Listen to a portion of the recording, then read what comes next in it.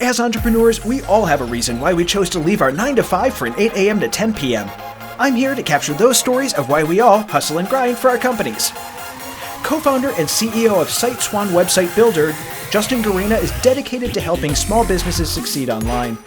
Starting in 2008 by selling websites to local businesses in Long Island, New York, Justin launched SiteSwan in 2011 to simplify web design for small businesses. Under Justin's leadership, SiteSwan has become a leading website builder with unique tools, training, and support. His strategic insight and hands-on approach have kept SiteSwan at the forefront of the industry. Justin is also an advocate for entrepreneurship, sharing his knowledge at industry events and conferences, and promoting the importance of a strong digital presence for businesses. Justin, thank you so much for being on the show today. I really, really appreciate it. You're in a great space that I really appreciate. Just so out of the many, many different times I've been out of my very long college career, part of it was as a programmer. My very first position that I had outside of like the standard retail, my first adult job was for a small tech startup. So as a programmer, so your space is really cool, and I'm incredibly excited to chat with you today, man. Well, thank you very much. I'm excited to be here. This is a great platform, it sounds like, for people who are exactly the types of folks I work with every single day. So I'm super psyched. Nice. So why don't we do this? We heard about you. We heard about you a little bit in the intro, but just to give some context and kind of segue into things, where did your idea for SiteSwan, or what does SiteSwan do? Like just in kind of the 50,000 foot view. Sure. Okay. So SiteSwan helps entrepreneurs, everyday people, web design agencies, whoever, start, run, and grow their own web design business. Mhm. What not a lot of people realize that the majority of small businesses are struggling with their online presence, their website. Either they don't have a website, which is like almost like 40 something percent.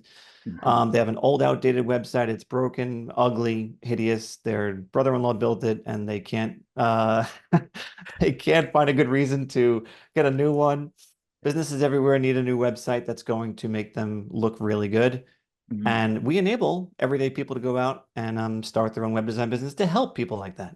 Mhm. And I think that's one of the things we run into is, especially with stuff like Wix, or I mean, a lot of hosts have these sort of website builders, and I put them in quotation marks because they're not great, but they work and they're easy, and it just get it up, get it up, get it out, do my, do what I need to do because I think I need a website. What would you, and people see this as just a sunk cost. They don't think there's anything behind the website. They just want to put it out there. Or like you said, 40% of people don't do it.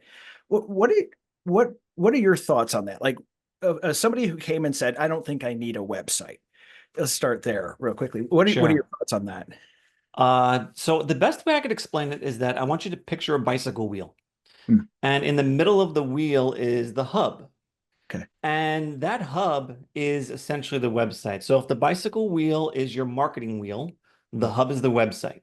All the spokes that come to and from that hub that allow the rubber to reach the ground are your different marketing and advertising tactics. Everything from SMS marketing to email marketing, social media marketing, everything, print ads, whatever. These are all the different spokes coming to and from the hub. And the reason I explain it that way is that anything you do on social media essentially stems from and goes to the website. Hmm. Same thing for text message marketing. It's to and from the website. For display advertising or print advertising, to and from the website, because the print ad's going to hit people's eyeballs. And what is it going to have on it? The website. Hmm. When you are sending text to people, where are you sending them? To the website. On Hmm. social media, you are going to link people to your website. And on your website, you link people to social media. So if you don't have a strong core of that marketing wheel, it ain't going to turn. It's not going to Hmm. turn as good as it should. Yeah. So the website being the core of it has to be a strong solution that is putting the best foot forward of that business and allowing them to make a great first impression. Mhm. And you said something really important, a great first impression, where if somebody wants to go out and see, think about the behavior that we have. If I go out and say, hey, that thing's really cool, let's go out and take a look at it. The first thing I'm going to do is go to Google. Google has a link to the website, and I'm Yeah. going to go do my research. And if I don't see it there, especially in some industries like construction or, any contractors, things like that, where I need to see that you're an actual legitimate company, Right, exactly. Like I was talking to I had a guy come to the house and do a auto car detailing on my wife's car. Yeah. So afterward, and I just have this instinct now because I've been doing web design for so long. I'm like, hey, I'm like, I didn't even like, do you have a website? He came as a personal referral. He's like, Mhm. no, no, no, no, I'm just on Instagram. I said, okay, have you thought about getting one? And he's like, well, I get a lot of referrals through, people on Instagram and stuff like that. I said, okay. I said, that's fine. I said, but think about this. His name is Sebastian. I said, think about this, Sebastian. Every single day, and you could check these metrics, every single day, people are typing in auto detailer near me Mhm. X number of times. And in this case, it was like 350 times a day. I'm like, Mm. 350 times a day, you are missing out on the opportunity to even come up in a local search. Like, you're just invisible, dude. So, Uh, like, the idea of not having a website is such an outdated mentality, but it's surprising because even like some of the younger generation, this kid's young, think that, oh, well, everyone just looks on social media, but it's so not the truth. And shoot, you can't even get a business loan without a website. Like, you need a website. mhm. It actually makes you look like a real business, something that's instead of some fly Yes. by night, exactly. You've actually put the time into this, right? Yeah, no. So, the other thing as well that I hear a lot of is I'll just get one from Wix because they're free or whatever they cost. They're not much, and in some cases websites can be expensive. What are your thoughts on that? Like the free builders and things. Like what are some of the pitfalls you see and what are some of the good stuff? And yeah. So I support anyone who has the wherewithal to recognize that they need a site and they go and find a solution where they could do it themselves. Hmm. However, Yeah. and I'm not going to say anything bad about any of the website builder because Yeah. some of those are really great for what they are designed for. Okay. But there are some shocking statistics about the percentage of people who actually bring their site to completion when they're doing it themselves. And it Mhm. is a tiny microscopic number. And what does that tell you? It tells you that there's just too much involved. They don't understand it. They don't want to do it. They don't have the time for it. It's just like if you were to, I mean, think about anyone that you are hiring, right? You hire someone with a specialty to do a thing for you. Yeah. And websites are no exception. While there are places where you could write your own contracts for legal purposes, are you really going to?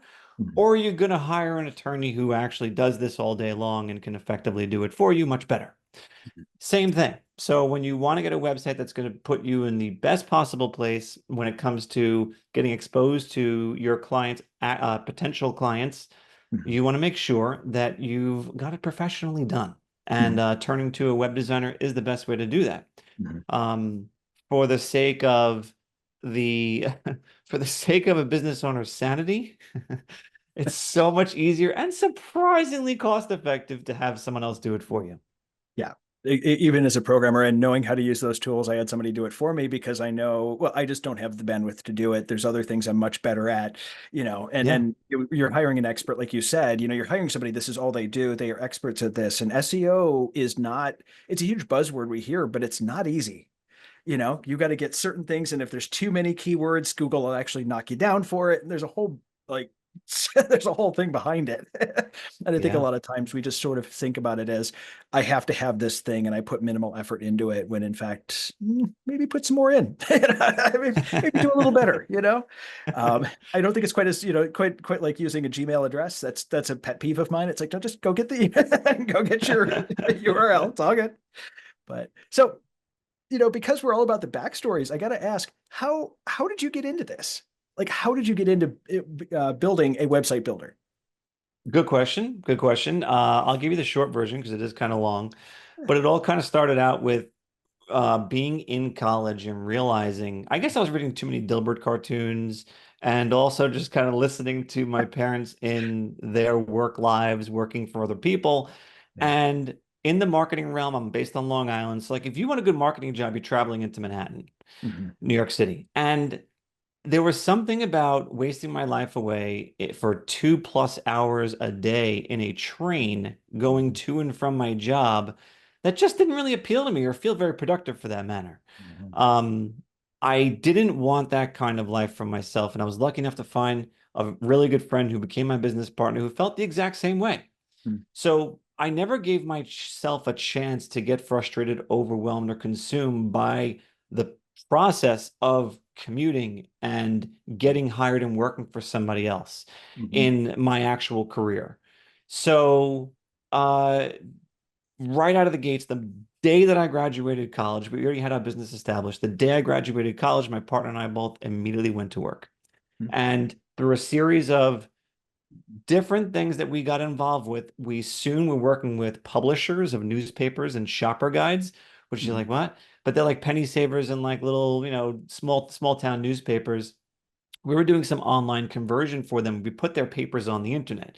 At that time, I was like, holy cow, that's doable. That was like 2006, 2008. And what we realized when putting these publications online Yeah. is that so many small businesses advertising in all these different markets across the United States were not putting their web addresses in their ads. Mhm. So we thought. So we're like, wait, why aren't they doing this? They must hate their website. Blah, blah, blah. No, they didn't have a website. All these businesses are spending hundreds or thousands of dollars per month advertising their business without a website to back it up. Uh, So that's when we realized that, you know what, if these publications, these publishers who are putting out these publications, if they had a means to create websites for their advertisers, for their clients, mhm. they would be able to increase the amount of revenue that they get and ultimately increase the effectiveness of the ads because you're actually giving people something else they could do besides call or visit. Now you Mhm. can go online and visit their website. That's another call to action you can actually measure when Mhm. it comes to being able to see how effective your advertising is. Mhm. So we decided that we would build these websites for these publishers to then sell. There was no margin there. Mhm. So we decided that we would just give them the tools we were using. And that's how we came up with the concept of SiteSwan, where it was actually a software as a service that we license out to these users who would Yeah. then turn around and build websites for small businesses. Yeah. And then we got to a point where we had the process down so tight that it did no longer require a designer working at a publication to build really beautiful websites. Mhm. And really anyone could come in the door and build a really beautiful website for a small business. So that's when we decided to open it up to everyday people who just wanted to start their own thing. And Mhm. that's how we got to where we are today. See, that's really interesting too, because we're seeing a lot more of these white labeled services like white labeled graphic design, white labeled video editing, white labeled this. And I think it's a really interesting thing. You were doing this before it was cool. We know what happened. It was like someone who was working as a graphic designer at one of these publications, and I don't know, I can't even remember the name of the publication. It was in Iowa. Uh, And she called us on the side and was like, listen, I can't get the owner of my publication to sign up with you guys, but I kind of want to do this. So can I just like do this on my own? And we're like, yes, I think so. Like we didn't know what that was like selling to an individual. We're always selling to companies. So uh, we're like, yeah, sure. Next time we got a salesperson who said the same thing to us. They were selling, print ads. And we're like, uh, oh God, I would love to sell websites for the paper too, but they just won't sign up with you guys. Can I just go out and do it on my own? I'm like, yeah, you can. And then we started to realize, wow, anyone can really do this. So we kind of stumbled into that. yeah. Yeah, it's a huge business model right now, and it's really great because these are people that again are good at what they do, but it allows common folks to kind of be able to build their own marketing agencies and gives them the framework to do it. And I love that. That's awesome. I'm Right on. all about small businesses and freelancers. I hire freelancers. I have been a freelancer. These folks that go out there and create really cool stuff and giving them the framework to be able to do that. That's a beautiful thing, man. That's beautiful. So since you work with a lot of like freelancers and that, what would you say to anyone getting started? What are some of the things that you've seen go right, some of the things that go wrong? Um, you know, let's say there's somebody out there going, dude, I can do this. This seems really cool. And that's as far as they're at. They're ready to sign up with your software, and they're ready to go forward. What sort of wisdom could you give them to really set them up for success? Sure. The best piece of wisdom I could give is do the work. Do the Hmm. work. Yeah. Because if you think that starting, I don't care what type of business it is, but if Hmm. you're serious about starting a business, you've got to be willing to put in the work. Hmm. I don't care how easy the solution is or the service is to provide. I Hmm. don't care if you're going to be hiring people to do it for you. I Hmm. don't care if it's a work from home, work from the couch, work from the beach, whatever. You have to be willing to put in the work. Hmm. And if you are given a process, if you are handed a framework or roadmap to success, follow it. Hmm. Follow it and make changes later. Don't make changes before you go through the process that someone's laying out for you.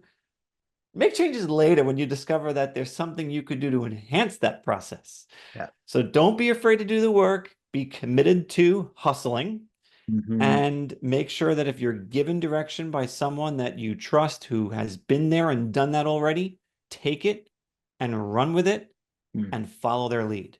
Yeah. And I think that's something. So I have a mentor that says that there's a difference between opinion and counsel. Opinion is I kind of know what I'm talking about and may have experienced something, but counsel means I've been there, I've done it, and I'll show you what to do.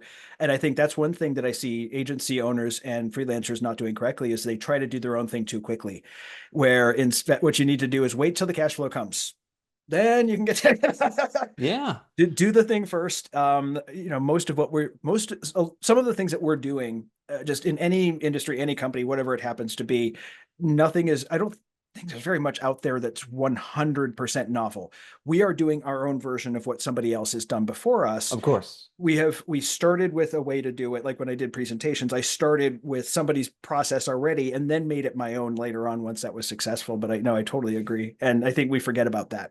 Yeah. Yeah, like we have something called the 14-day launch plan. Okay, and that's what we give every new SiteSwan reseller a clear step-by-step, day-by-day list of tasks that they have to do that are basically going to highly increase their chances of finding their first client in a very short window of time, 14 days. Mm-hmm.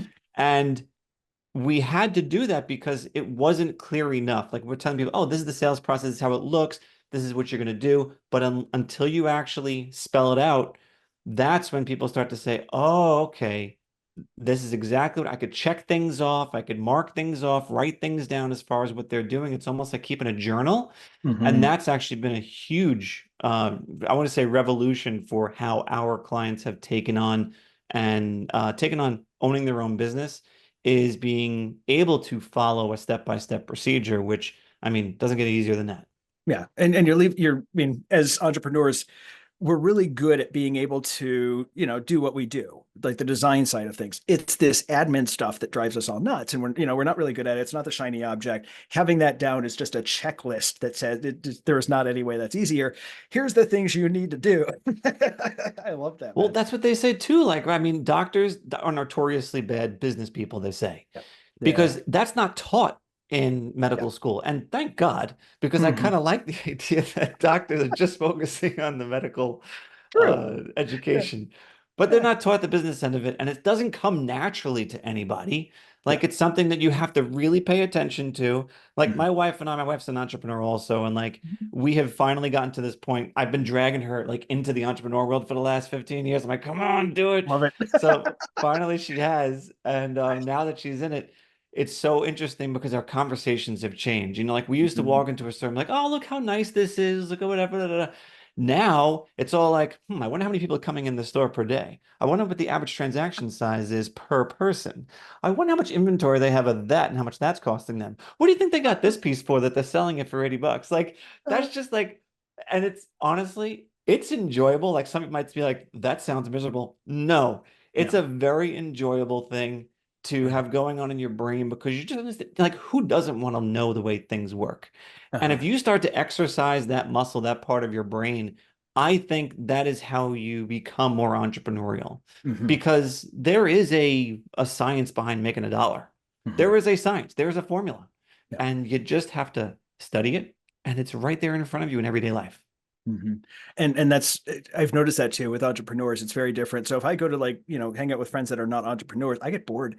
I hate to say it, they're great friends, they're good people, but I get bored because it's like I really couldn't care less who did what to whom. I don't care what was on TV last night. I want to go see the cool stuff you're building. What are we doing? Then you get a room full of entrepreneurs together, and we're just creating really cool stuff. Going, dude, what's your CPM? What you doing? Dude? You just totally blew up Mhm. that YouTube channel. What'd you do? Yeah, so I true. love those conversations so much better because you're creating something. And I guess that's the part that we're really, really good at as far as entrepreneurs is we're good at the creation side, And I think like you're saying with doctors, I'm really happy that doctors know what they're doing.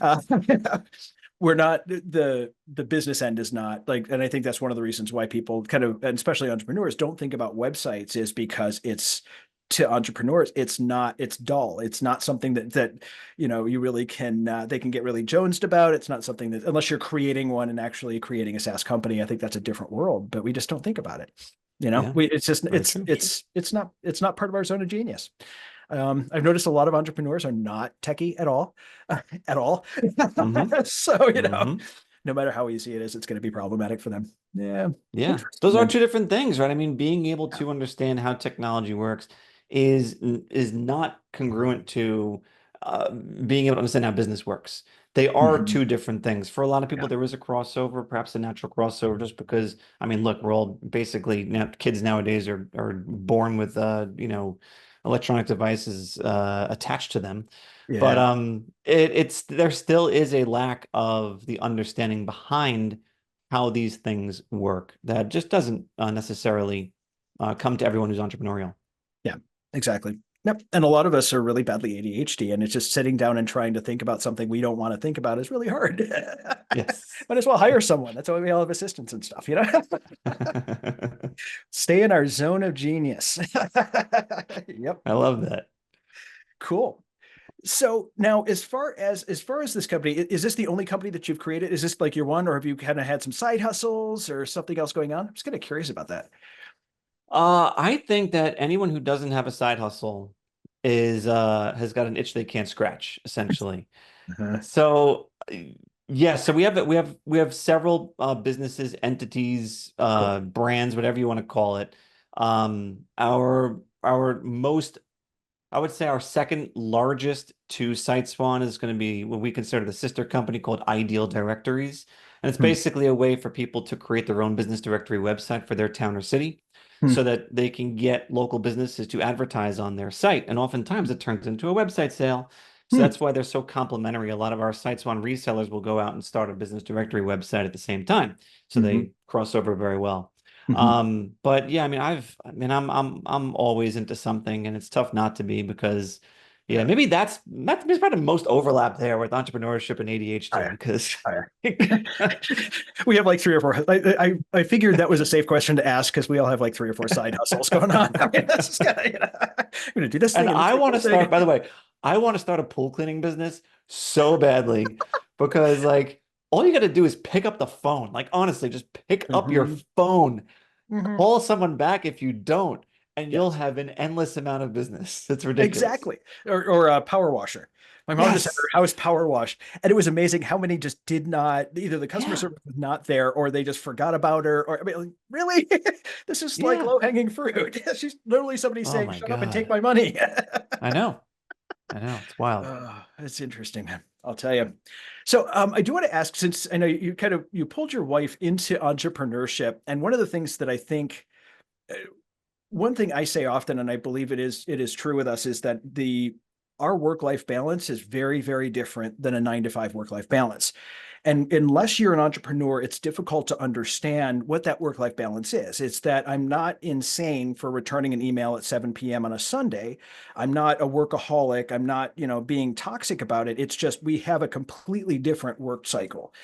And so, what was that like with your wife and transitioning from that traditional, I go to work until 5 and then I have kind of the more traditional work-life balance to I'm an entrepreneur now? Because it sounds like there was a pretty big transformation that happened there.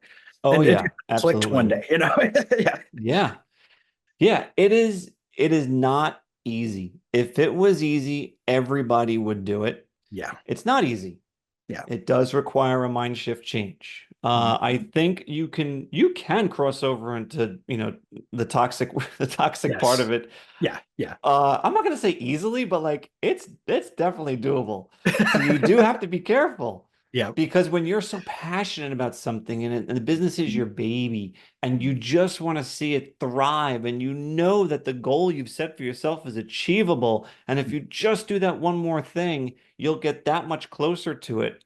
It is a challenge. My wife has, I think in the beginning of any business, it's amplified Hmm. because there's so much stuff you have to do in the beginning just to establish some sort of order Yeah. that that's a tricky part. And my wife is still, I would say, just starting to come out of that phase Hmm. of, waking up at 5 a.m., putting stuff on social media, responding to emails, doing all this stuff, writing up her pricing plans and things like that at the wee hours of the morning. Hmm. But when you get that stuff done, Hmm. it is so gratifying. Hmm. And if you're doing stuff once that can live on for a long time, in the example of social media, as long as it's not like a story that expires the next day, if it's quality content that goes out there, you will continue to get hits on that weeks, months, years down the line. If you spend time creating the perfect pricing sheet, you are going to use that over and over and over again. If you're Hmm. crafting a really good response to an email, Hmm. copy that and store it somewhere so that you can use it again, Hmm. so that next time it'll be easier. And if you're doing stuff like that, Yeah. you are investing in your business Yeah. so that you won't need to do as much later on when those things come up again. Yeah. Because that So, person, I'm sorry. no, no, no. So, I was just going to tie it up by saying that yes, it can feel very front loaded in terms of the work, but if you're doing the right type of work, it's only front loaded and then you'll benefit from it later on. Exactly. And I think that's one of the reasons why most businesses fail is I call it the suck. It's those first couple of years when you're just building. You are chief everything officer. And it's that really difficult period. And a lot of people don't know how to manage it. They don't know how to get out of it. But it really is. It's like it's a short-term suck because it's not a huge, it's not forever, short-term suck for a long-term, much more freedom. You'll be able to go out and so once you get things up on its own, the kid kind of gets to the point where they're walking on their own. It's like now I can start something else and I can do my own things. But yeah, I found that too. Yeah. Like that. And That's here's first. what it comes down to, right, Andrew? It's like, Yeah. I don't know if you've ever had this sensation before. I've heard family members say this too, like, oh, it must be nice. So and so has their own business and they can just, go get lunch in the middle of the day or whatever, they can take off an extra week here or there or whatever. Like, it Uh, must be nice. Yeah, maybe it's nice now, but don't think that they were handed that. mhm. Like, if you're a business owner who has gotten to the point where you can take time off at your leisure, if you can pop out during the middle of the day to grab lunch, if you can go and pick up your kids from school, Mhm. that was one of the reasons why you started it, Yeah. because you wanted the freedom of time and space. Mhm. So it must be nice always kind of gets under my skin because it's like he or she worked their butts off to get to this point. Yeah. So don't make it sound like it was handed to them or they didn't have to work for it, because I can bet you they likely did. And they paid a price for it. Yeah. Now they could finally start to redeem some of those hours that they put into the bank early on. Yeah. Or you don't see that they might be taking lunch one day, but they're working until 8 p.m. It's Exactly. different. That's another, You don't yes. see that part, Very You see, true. they're down to 6 hours a day or 6 days a week, I should say. They're down to 6 days. Yeah. Yeah.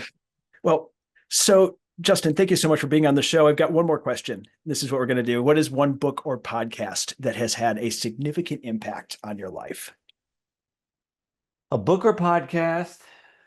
Actually, it's right on my desk. There you go. So this is a book called Okay. Buy Back Your Time by Dan Martell. And basically what it is I'm going to call it like a guidebook or an instruction manual to really get your freedom back when you're a business owner. Mm, I will say that I wish that I wish that I had access to this book when I first started my business, mm, because I did so much grunt work that I mhm, could have hired out for dollars, dollars yeah, that or cents that I chose to do myself. mhm, And it took me a long time to come to the realization of how many different things I could have outsourced or had someone do or just mm, made my life easier. So I think this is actually the type of book that'll be beneficial for anyone who is just getting started. Because if you're going to go through that front-loaded part of all this heavy lifting and all this work when you're first getting started, if you could take little chunks of that and start to outsource it and get used to not doing the stuff that is draining, that doesn't motivate you, that doesn't give you energy, that someone will do for a lot less per hour than you're willing to do it for, then just have someone else do it. And it's Yeah. going to save you a lot of time, which is the one resource we never can get more of.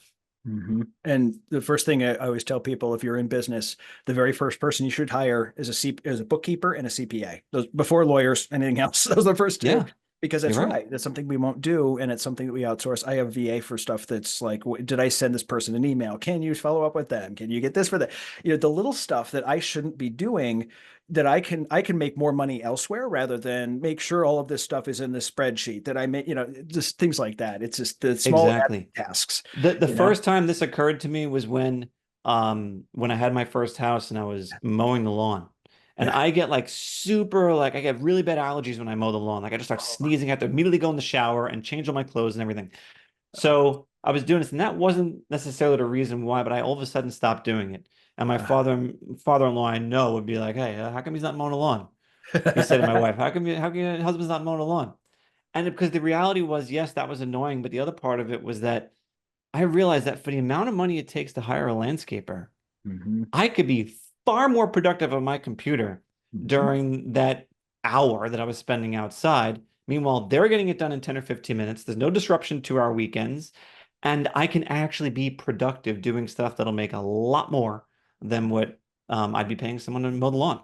Mhm. So that was the first time it kind of clicked for me. And if that's never clicked for you or anyone that's listening to this, then I think this book would be great to add to your library.